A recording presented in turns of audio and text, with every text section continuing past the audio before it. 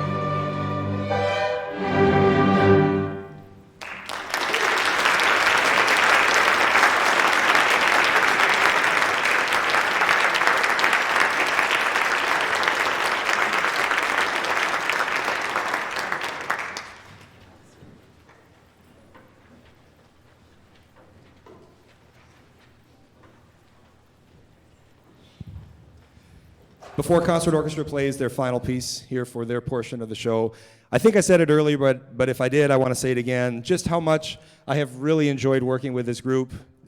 We make a lot of music every day. We have a lot of fun. They're so hardworking. And I also just want to say how much I think they've improved throughout the course of this year. We, just I guess from the first concert in November up through now, it's really been so fun to see their improvement. And this next piece that we're going to play in our final piece from you is a piece from the opera Carmen, written by a French composer by the name of Georges Bizet. And it's a piece that perhaps some of you have heard. It's Los Toreadors, the bullfighters. And so this was a piece where I've done this in the past with this group. It's definitely a challenging piece.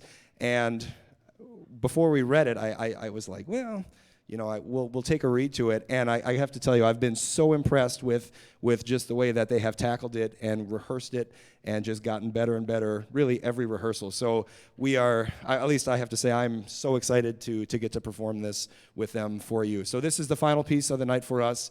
It's the Toreadors from the opera Carmen. So please enjoy.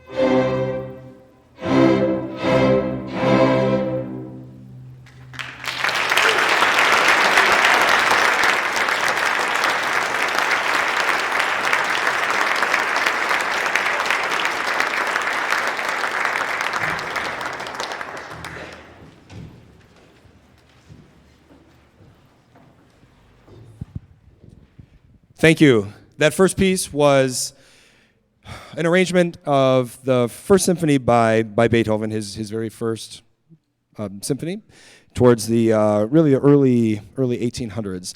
So for chamber orchestra, which is on stage for you, we have sort of actually I should say I had a little bit of a musical dilemma.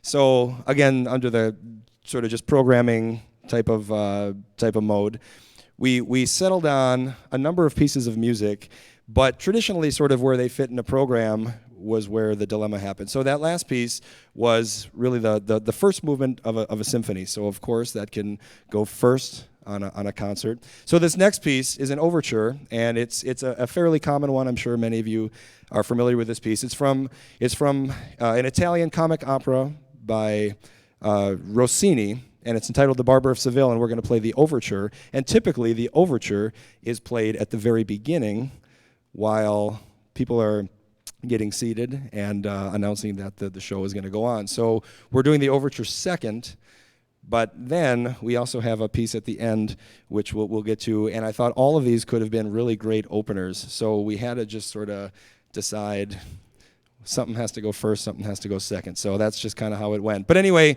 up next we are going to play an arrangement of the overture from The Barber of Seville. Hope you enjoy.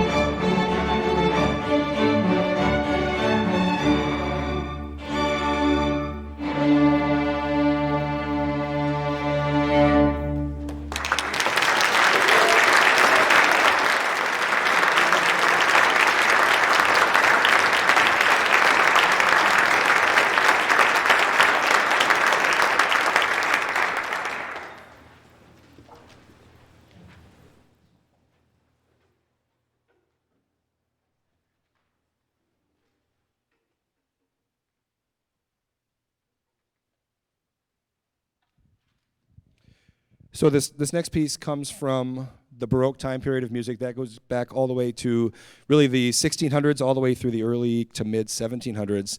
And so this piece is really gorgeous, really beautiful. This challenged us in a really musical way because it's slower. It's not quite as technically demanding as that last piece was, with fast bow movements and lots of fingers, going up and down the fingerboards and such. So this is a much slower piece, and we put lots of energy, lots of time into just finding the nuance and sort of the expressive elements. So you can certainly listen for that. Also, we have Preston, who is back there, who will be playing on the keyboard, but an organ sound, which would be typical of a piece for this type of piece from the Baroque era. So you'll hear an organ sound, and also you'll hear a few violin solos from Josh Miller as well. So this piece is really beautiful. It's been really fun to rehearse and to work on with his group. So they've done a really nice job. So please enjoy. This is by Albanoni. This is Adagio.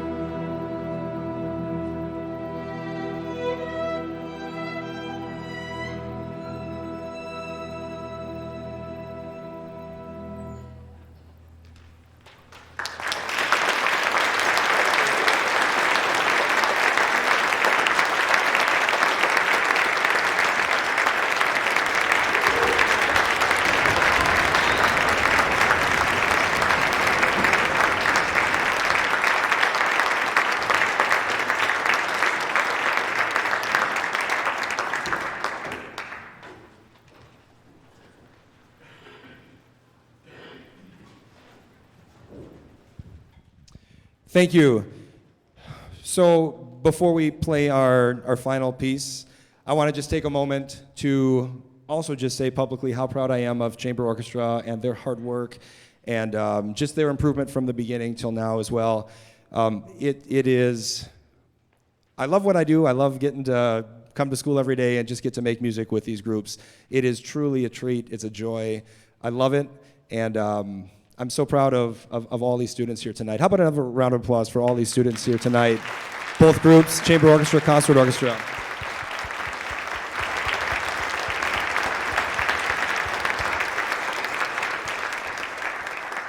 So Chamber Orchestra has also followed that same format. After our concert in November, we started learning some new music, and then we sort of put it aside and focused on the chamber music for the duets, trios, and quartets.